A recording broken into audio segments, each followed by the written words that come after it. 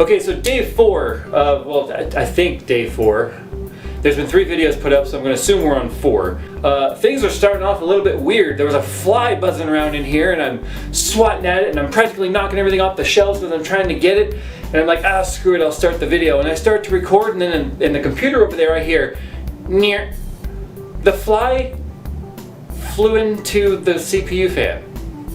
So I guess that just kind of sort of worked itself out.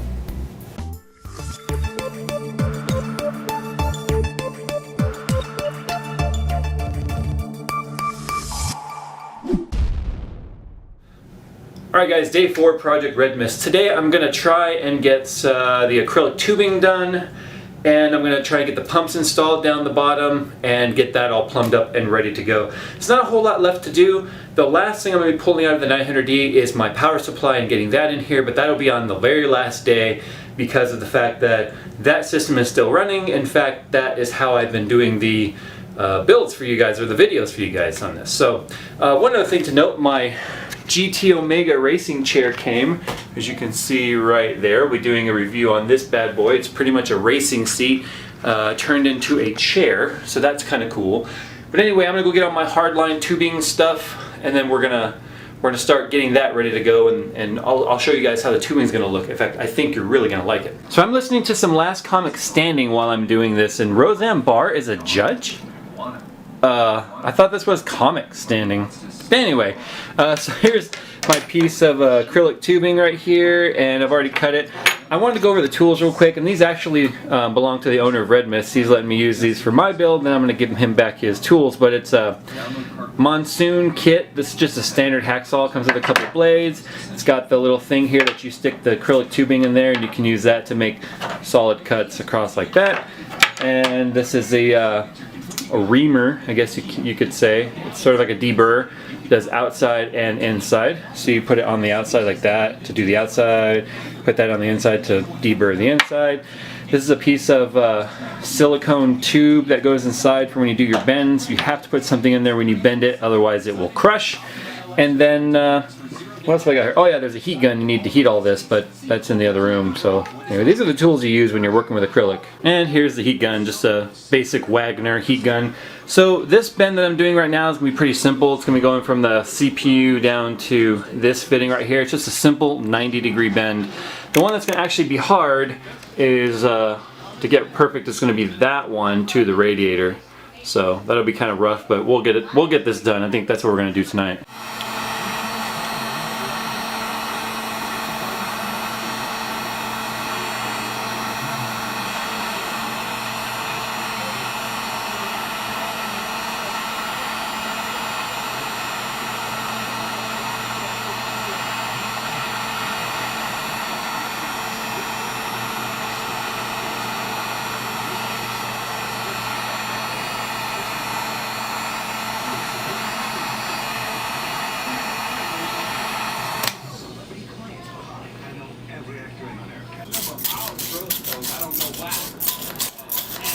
Alright, so we got the CPU return line done. There it is right there, running parallel with the GPU loops.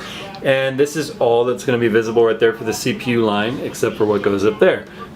Still have to make these 2 tubes. Started test fitting the reservoir tubes. So as you can see, the reservoirs are going to only have these 2 tubes, and that's it. That's all you're going to see in there regarding loop. It's going to be very open, very minimalist. Hope it's going to look good once we have fluid in it. Alright, so there's what it looks like with the reservoir installed and both of the acrylic tubes and the revolver fittings. I just need to get the other 2 in before I can do the other one, but the tubes are already cut. They are right here, ready to go. Some of the fittings there. Now I just got to do the 2 here for the graphics cards, and then, well, I still have to bend that. You can probably tell by now I've been holding off on bending that one. I'm not looking forward to bending that, but whatever. Let's just keep going. Alright, we got the bend finally out of the way, the one I was dreading the most. And I was dreading it for good reason, because these that you see down here were failed attempts at making that bend. It's not easy to make really tight 90-degree angles so close together. Because remember, not only does it come out of here, but it has to perfectly line up both distance and depth with that fitting and that fitting. So it's not easy, but the work was definitely well worth it. I actually spent probably an hour and a half getting that bend taken care of. So there we go. It's really starting to look nice and clean. Normally I like a lot of tubing to show in my builds, but as you can see I am going the minimalist route on this one. Alright, there we go. All the hardline tubing is done. And now you can see the way that this was routed, how there's no tubes going sideways, well except for that little bit right there. It's all up and down. So I think this looks really good. You can see the fittings through there. I'm very happy with the way this turned out. This is my first time kind of going with a minimal tubing style. So, and as you can see, I'm still waiting on those two fittings. So I am done for the night. We'll go ahead and pick this video up tomorrow with getting the pumps and stuff down in the bottom. And I hope you guys are enjoying. I'm gonna go to bed, but you guys will see the next part here in just a couple of seconds through the magic of editing. Alright, it's the next day. I don't even know how many days I've been doing this thing now. I'm kind of sick of this build. I'm kind of sick of vlogging it. I just want to be done. So today I'm finally gonna try and get the lower pumps installed. I went and picked up a couple of 3 gallons of distilled water. That way I can flush out the new radiator and I can leak test and all that stuff. And you know, I got to thinking about how fortunate I am that I can just go to the store and pick up distilled water, because I know a lot of you guys where you live, you can't do that. You have to actually get distilled water shipped into you, which I guess is just mind-boggling to me. I don't understand that. It just goes to show how different things are all around the world. So I definitely know how good I've got it here. So, yeah, I don't even know what I'm going to do next. I mean, I'm still waiting on those stupid fittings. And that's just really holding me up. I'm not going to take the power supply out of there until I'm ready at the very last minute, because as you can see, that computer's still on. I've been rendering videos on that setup while it's in its temporary format. But yeah, let's go ahead and get the lower pumps installed, get the soft tubing done down there, because I can finish all that without those fittings. And there's nothing holding me up there. And I think I can get at least one of the loops filled and bled tonight. So that's our goal. Get one loop filled and bled and ready to go. Okay, so the next thing I'm going to do is I'm going to get my pumps ready to go here for the drain system. These are just some fittings I'm using for that. Junction block here, aqua tuning, some alpha cool, revolvable fittings, and then these are pretty much just fill ports that I'm going to be using as drain ports. They're not getting drilled into anything. They're pretty much just going to rest at the bottom of the case with a slack of tubing on there coming off of these T-blocks. That way I can just route them outside of the case and drain when I need to drain. So nothing entirely too extravagant, but these are the fittings I'm going to be using for that. And you'll see the way that this is all going to work once they're all together. Alright, so the CPU loop is done. As you can see here, like I said, it feeds down into the pump. This goes out from that junction block that I showed you earlier all the way up to the top. And then I still have to do the actual fitting on here that goes to the bleed, but that's how it's going to bleed right there, and then there is all of the other tubing. So now I have to do the GPU loop, and then we'll be all plumbed up and ready to go. Alright, there we go guys, it is 100% plumbed up. We've got 2 pumps here, obviously. This is the pump for the graphics card, and this is the pump for the CPU. And there's quite a bit going on down here. I mean, this is a bit of an extreme, well, I wouldn't say extreme, but this is a bit of an advanced cooling loop down here. I mean, I've got so much going on. This is probably quite confusing for you guys to figure it out, but just know that it all works. Now, you guys are always asking me about, Jay, how do you drain your loops? Well, I've got, as I mentioned earlier, this T-block right there, which you can see both of these pumps have coming off of the outlet. This adds a little bit of restriction because it's got to make a sharp 90, but these pumps are very, very powerful. These Lang D5 pumps are absolutely behemoths when it comes to power. In fact, I keep them pretty much set to speed 2 at all times. So when it comes to draining, I've got coming off of the T-block these 2 tubes right here that I can pretty much just yank out of the case, and then these are just pretty much fill ports that I'm going to use as, you know, you just unthread that and it'll all come right out. So we got independent ones for each loop there, and I just keep these out of the way. That guy up there, and actually, that guy. Nope. Can't remember how I did my own my own loop here.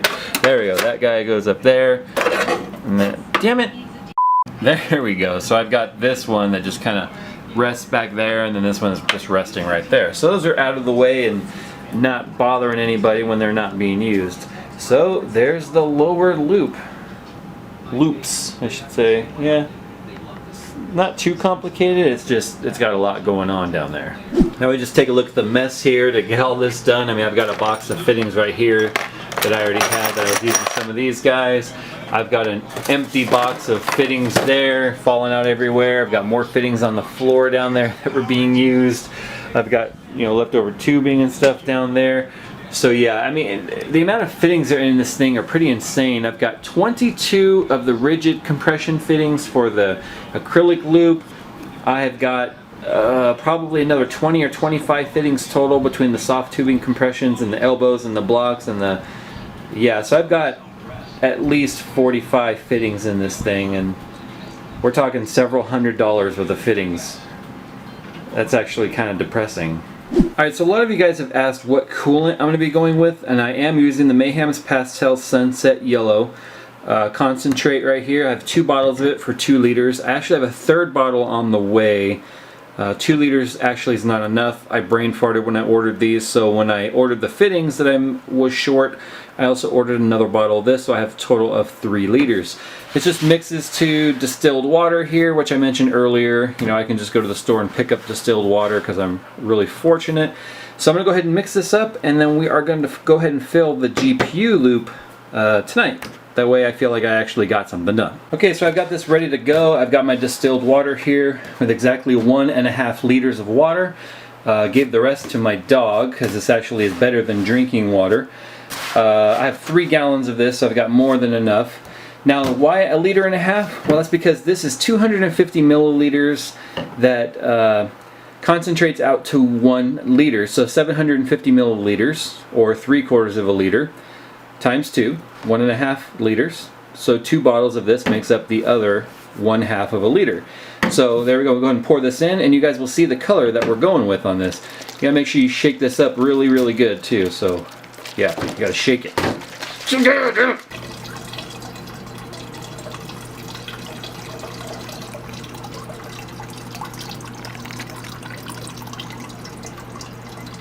Alright, there it is. Just to put it into perspective, this is the new fluid, the nice pastel, Mayhem's Pastel.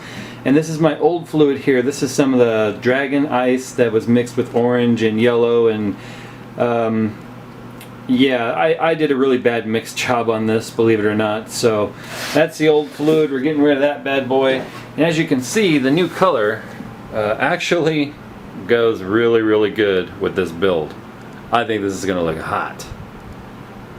Or like really bright orange juice.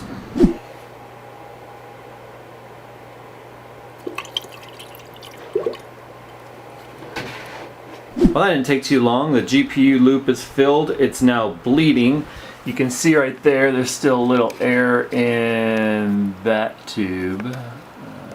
See right there. It takes a while for all this to bleed, so I'm going to leave this running for a while, starting, stopping it a little bit. And the way I'm powering the pump is I've just got my jumper right there, which you can hopefully see there. It's just a CPU jumper on my test rig, and I've got my Molex power running to that one over to the pump down there. So now you can kind of see which one was the GPU loop and which one was the CPU loop.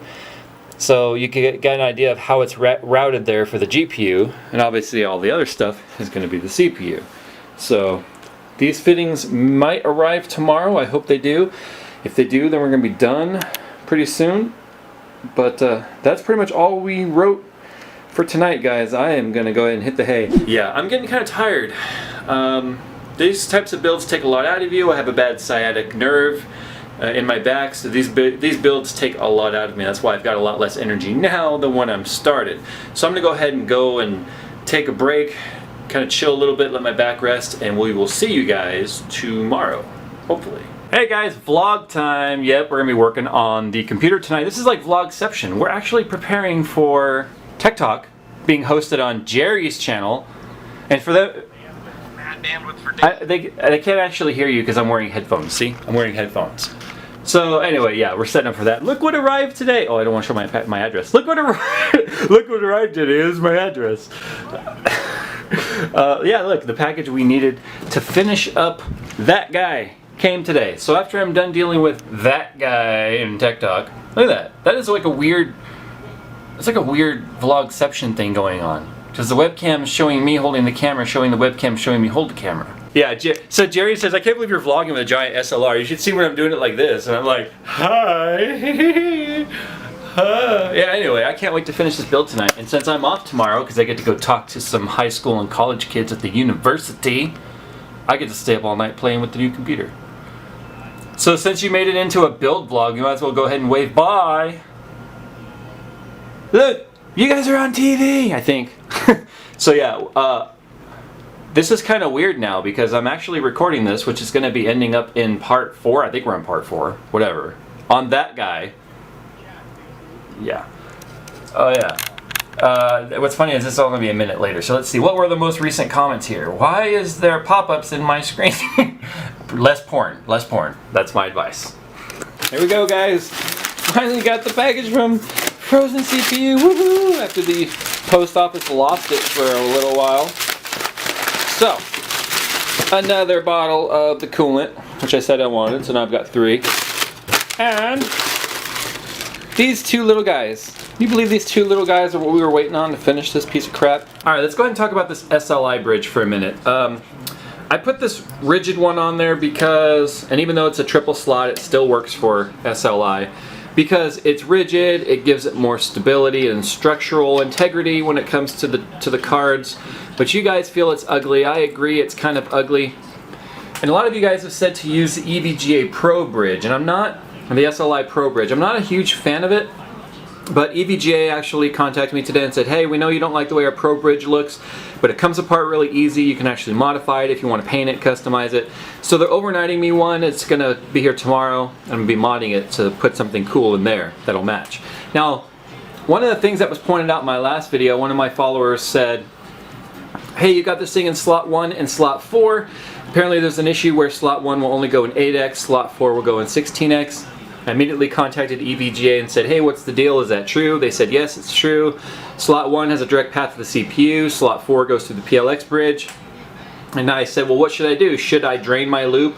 And should I move slot 1 down to slot 2 or what? And he said, in his opinion, that he would leave it just like this because slot 4 is going through the PLX bridge anyway, and that they actually ran specific tests with this configuration to see what the performance loss was.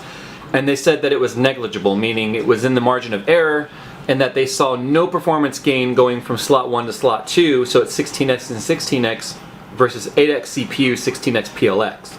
So we're just going to leave it like this. Alright, so we can go ahead and get these 2 guys installed right there, get the reservoir on there, and then we can fill up the CPU loop, do some leak testing and filling on that. Then I've got to do all the front panel connections, the PCI Express cables, and get the power supply and everything installed. But we're actually getting pretty close to the end, and I'm excited because I'm ready to start playing some games again. Alright, there we go. Both loops are full.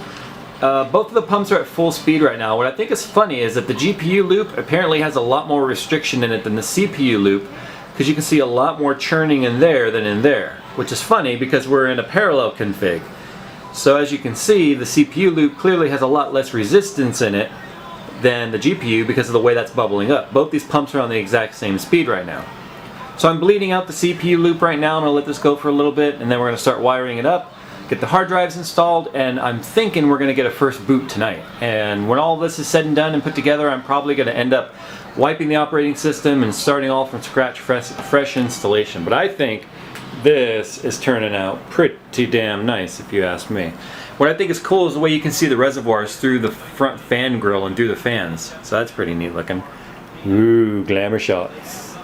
Glamorous. Okay, something else I seem to get asked a lot, even though I covered it with red mist, is how do the hard drives mount? Well, here is a hard drive cage.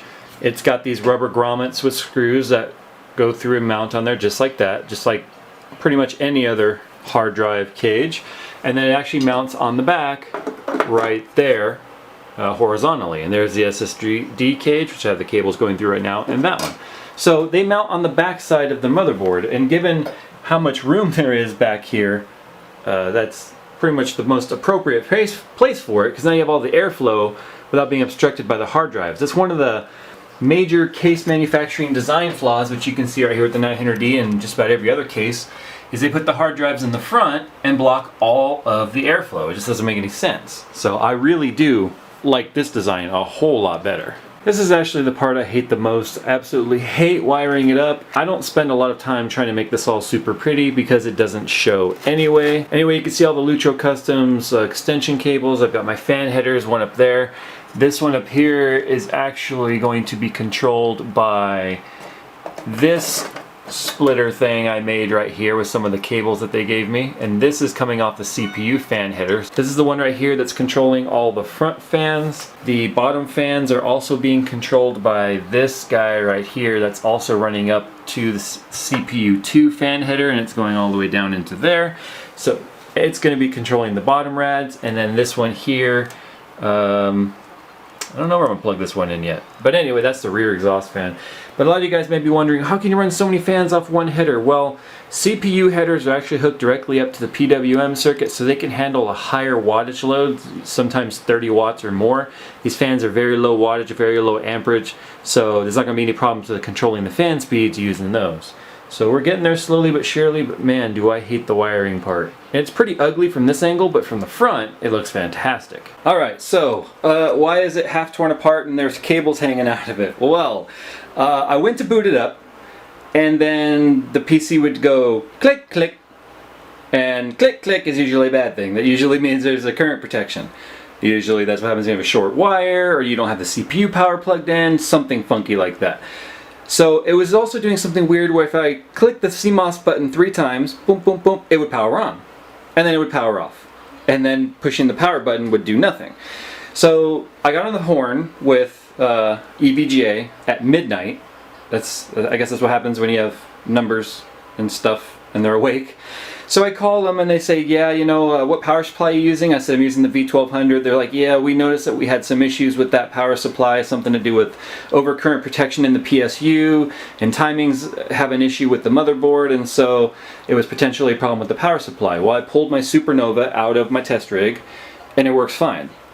So I'm kind of sad I don't get to use the 1200 watt PSU because it would have meant more efficient, you know, keeping it down in the efficiency curve a little better, but 1000 watts is more than enough. And now that I have, well, an EVGA motherboard and EVGA graphics cards, might as well go with the EVGA power supply. So now I get to put it all back together, and the sad part is I drained the GPU loop thinking the GPU was shorting against that little plate. That wasn't it at all. Alright, let's put it back together. It's only 12:30, still early. Well guys, it's done. It was a labor of love. There were some snags along the way, but Skunkworks is done. Let's take a look.